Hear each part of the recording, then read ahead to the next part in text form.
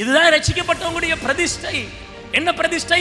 உங்கள் சரீரங்களை பரிசுத்தமும் தேவனுக்கு பிரியமுமான ஜீவ பலியாக ஒப்பு கொடுக்க வேண்டும். I have given my life. எத்தனை பேர் அப்படி வாழ்றாங்க பிரதிஷ்டையில? தன் பிள்ளையை கர்த்தரிடத்தில் ஒப்பு கொடுத்தால் அன்னாள் உங்களுடைய பிள்ளைகள், மூத்த பிள்ளைங்க, அவங்க கர்த்தருடையவர்கள். அதுதான் பிரதிஷ்டை, அதுதான் பொருத்தனை. ஸ்தோத்திரம். அதை தாண்டி செய்கிறது you will become weak. ஏன் வீக்கா நீங்க? ஏன் இந்த குடும்பம் வீக்கா போச்சு?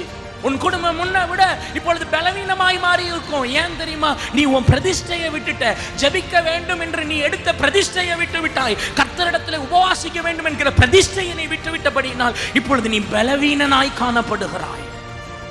தன் பிரதிஷ்டையை இழந்தவன் பலவீனன். தன் பிரதிஷ்டையை இழந்தவன் பலவீனன்.